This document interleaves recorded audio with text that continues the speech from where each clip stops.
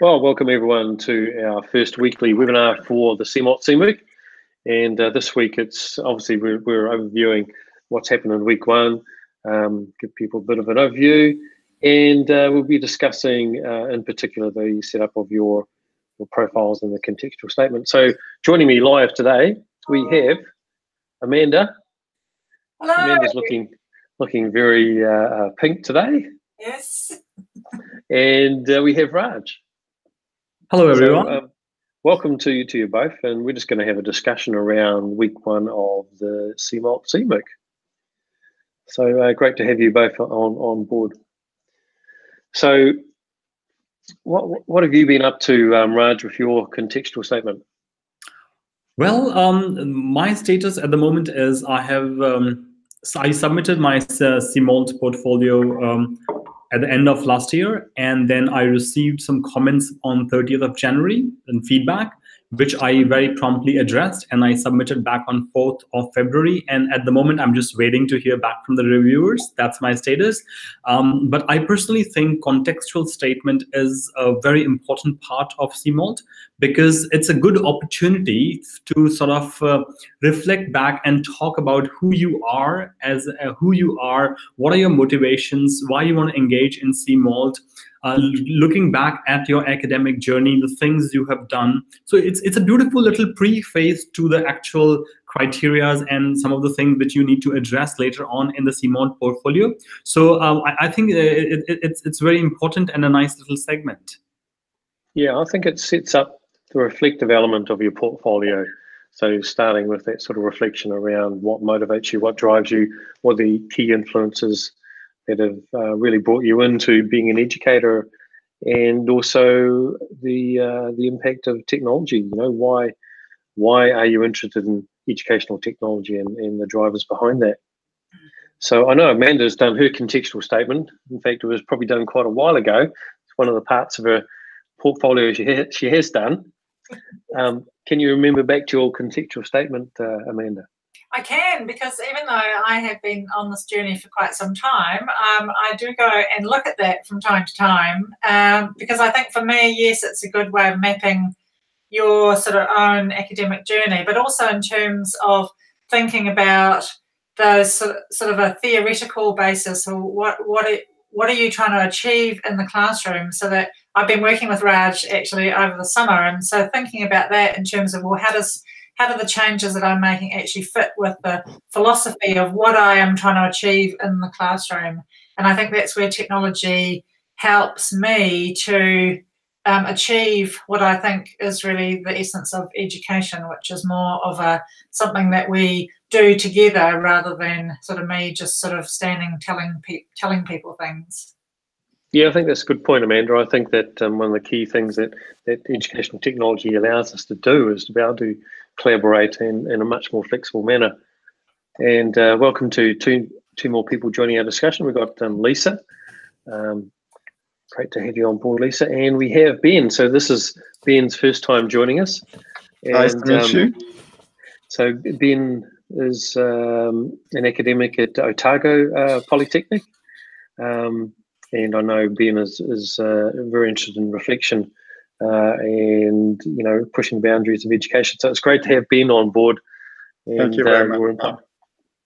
So we're just basically having a discussion around week one of the CMOOC, and the core part of the first week is really just setting up your profiles, getting online, starting to collaborate, communicate, and try to work on your contextual statement, which I think is a bit of a core. So Raj and Amanda have just given us a bit of an overview of their contextual statements. So just feel free to you know, button, ask questions, add to the discussion at any time, Ben, Lisa, Raj, Amanda. And I thought I'd do a little bit of screen sharing just to outline some of the core elements of the community that for the CMOOC, for those who perhaps it's their first time and they're not quite sure where to go and how to share stuff, how to collaborate. I thought I'd start with that, and then we'll come back to the contextual statement. So I'm just going to start some screen sharing here.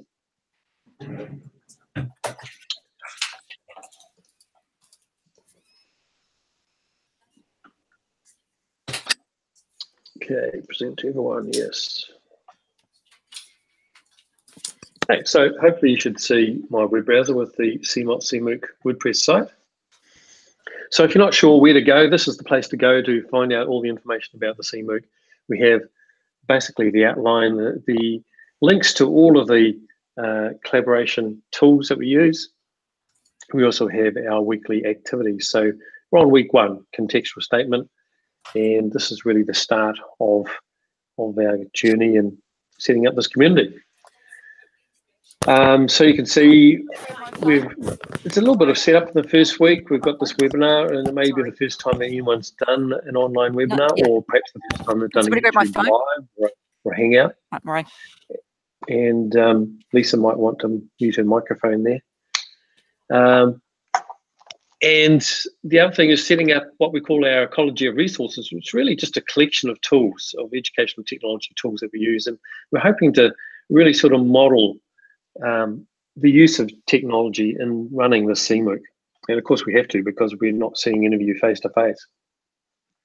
So some of the core tools that we're using is email, and we suggest Gmail if you don't already have a preferred email account, or you don't want to fill up your institutional email account, then set up a Gmail account. Twitter for asynchronous communication, and I find this a great tool for particularly collaborating with international colleagues.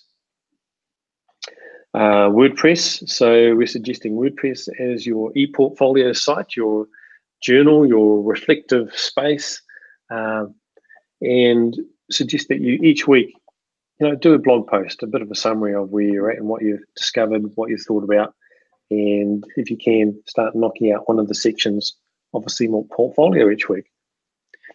The Moodle app, well, we're using the Moodle Forum, discussion forum, to replace Google+, which we've used for the last few years, but unfortunately Google+ is shutting down. So the Moodle mobile app will give you access to that community. To do that, basically you just load up the app and then put in the address, which is community.sotel, SOTEL.NZ, and that will take you to the CMOOC community. You should have received an email from the system with a default password. Log in, you can change your password to something you can remember, and then you can easily contribute to the discussions at the Moodle Forum. So we'll have a quick look at that in a moment. The other tool we're using is Google Hangouts, which is, they're kind of phasing out Hangouts as well. It's just becoming part of YouTube Live. So those are for our weekly webinars. So you use the Hangouts app to collaborate, to join in the discussion. If you just want to watch or watch the archives, then you can just use the YouTube app on your device, or of course on the web. So those are the core tools that we're using. So week 1 is probably one of the busiest weeks because it involves a fair bit of setup for people. So just really getting these tools together, getting into how to communicate, trying to use the various ways of communicating. So the community forum on Moodle, starting to share your ideas using our social media hashtag. So if you're using Twitter, put that hashtag into your tweets if you're wanting to share something with the community. If you're using Instagram or YouTube or Vimeo and it's something relevant you want to share with the community, put that hashtag in as well. Set up of your portfolio on WordPress. We have a survey, a short 10-question survey, which is just a survey monkey survey, and I'll come back to that in a second as well. We have a Google map, so we can actually get to see where people are around the world, because we do have people from all around the world involved, which is great. And we also suggest that you might want to start setting up some online professional academic portfolios. Some of the ones that you might want to use are ResearchGate, academia.edu, Mendeley, OrcID, and LinkedIn.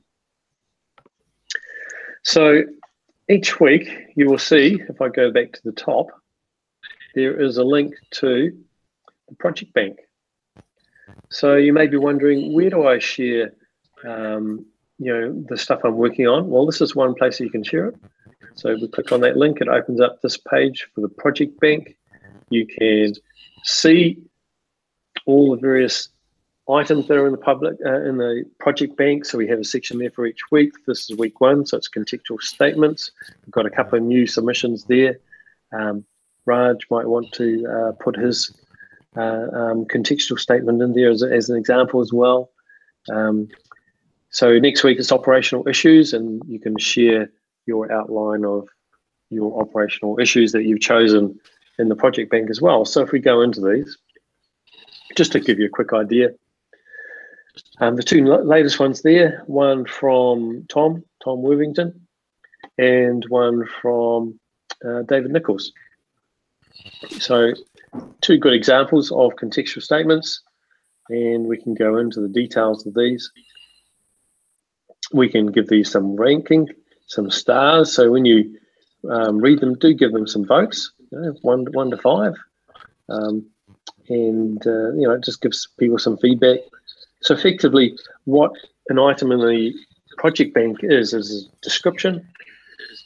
So Dave's one's quite long, which is basically a mihi, which is a Maori introduction to himself, his linking to the land, to the people, and then an overview where he's basically done a video, but he's transcribed it as well. So it's quite nice having a little video because we get to see Dave, get to start, personalize him a bit, hear his voice, and that's linked on YouTube. So nothing actually lives, the content doesn't live on the project bank, it's the description and then a link to whatever the item is, whether that be, in Dave's case, a YouTube video, it could be a blog post, it could be, a Vimeo, it could be an Instagram, whatever you want to share.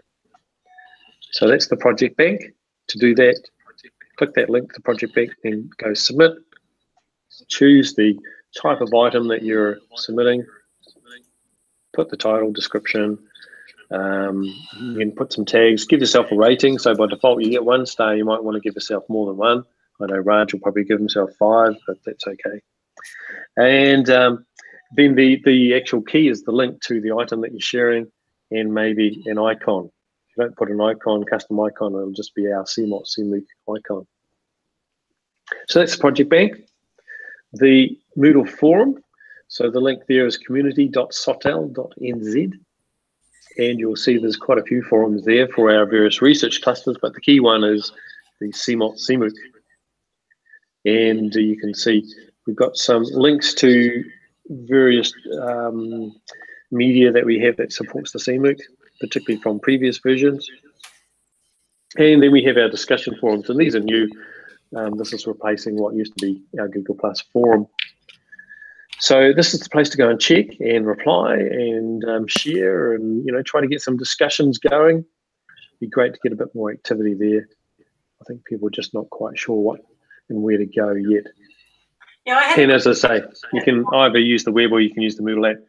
Amanda, you've got a question? Yeah, because I went into this the other day and saw that Raj had made an introduction, and I thought that was a really nice thing to do. But I didn't know how to actually, if I wanted to do something similar, whether I would reply to him or to set up a new post or to reply to you. You thanked him for it. Would I add it to yours? It didn't.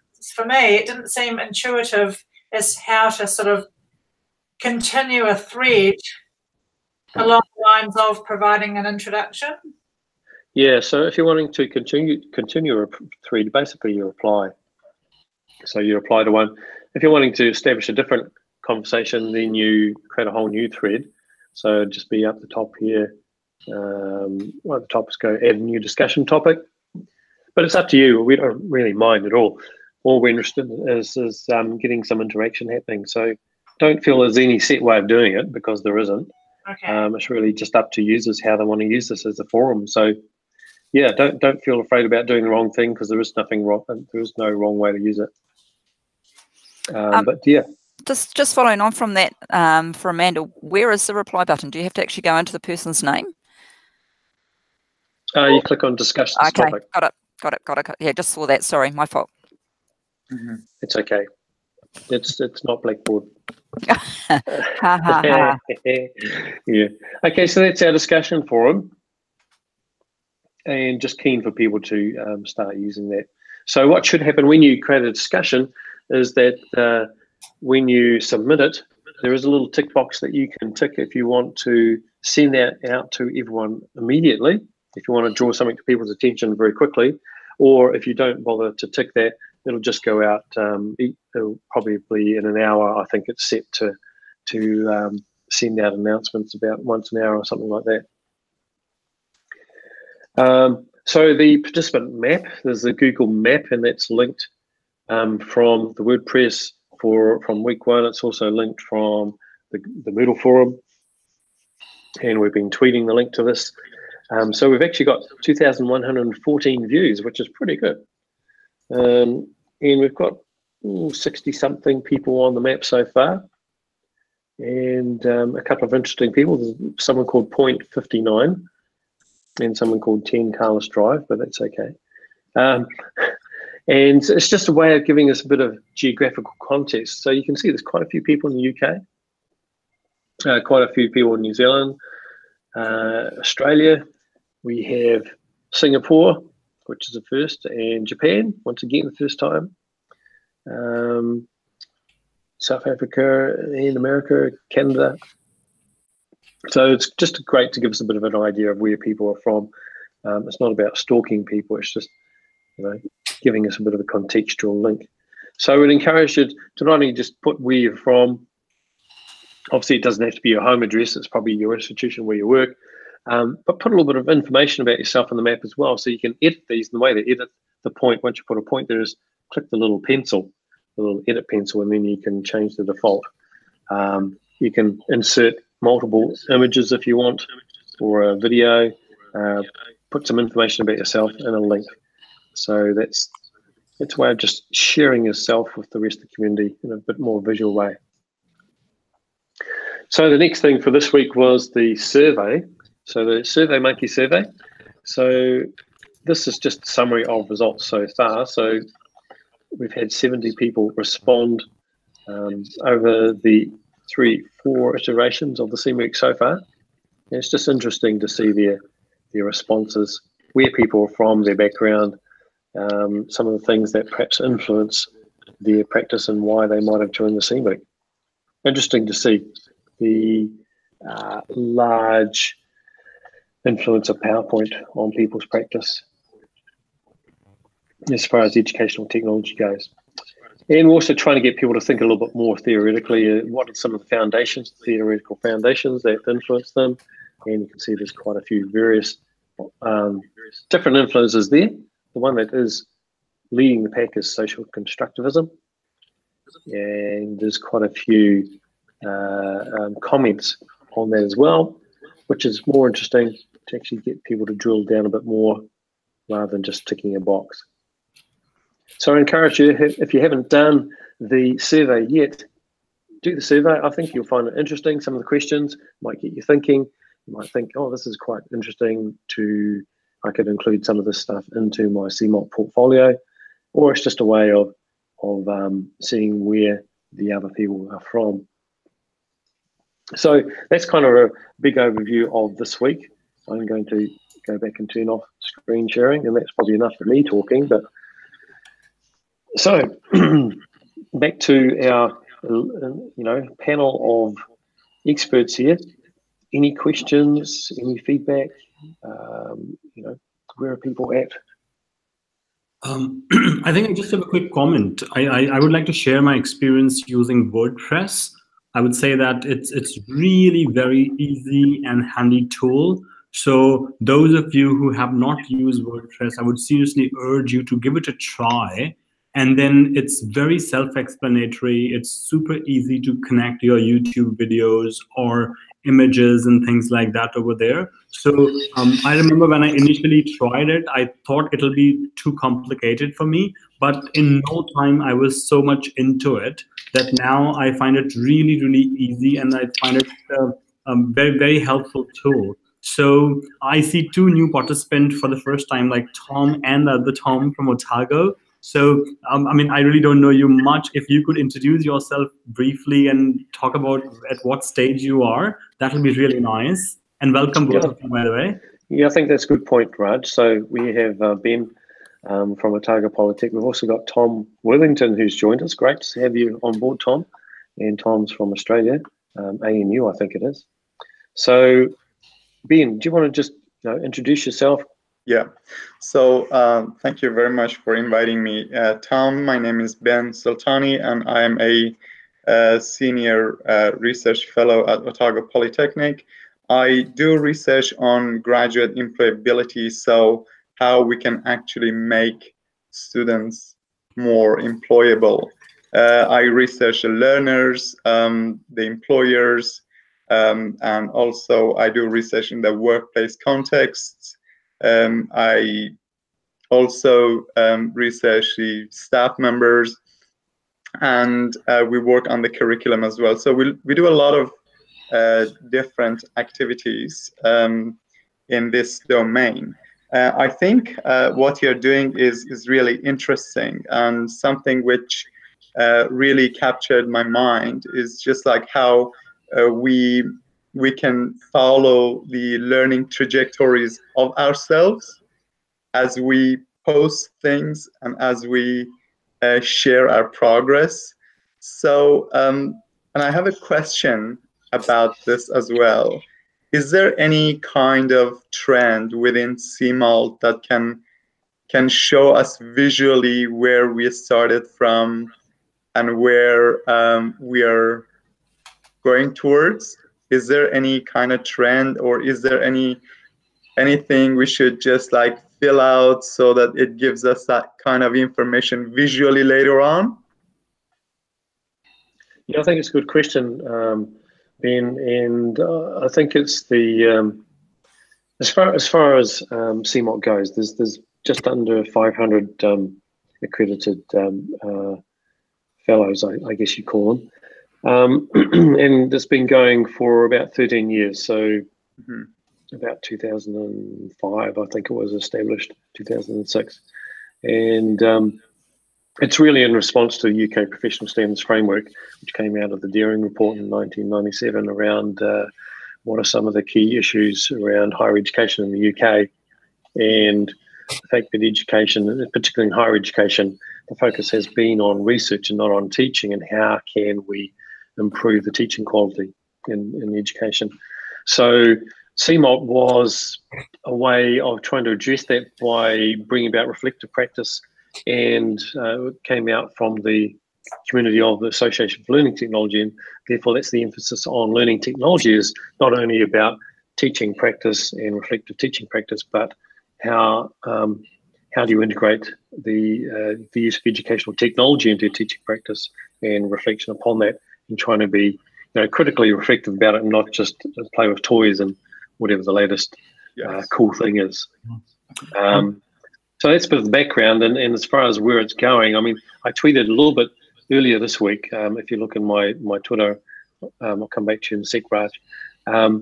Some interesting surveys, longitudinal surveys that have been done around educational technology, but mainly in the UK, and I can't remember what the acronym stands for, but it's UCIAS or something. Martin Jenkins from Coventry University and Andrew Walker in the UK have done these, looking at where educational technology is at and its impact in higher education in the UK. So this is UK based. And basically their conclusions were from looking at surveys of UK higher education institutions over the last sort of 10 or more years. The state of play really is that institutions are investing in learning management systems, or VLEs, more administrative systems. They're investing in lecture capture, mainly in response to student calls for, we want to be able to review our lectures, we want lecture capture, and that's about it.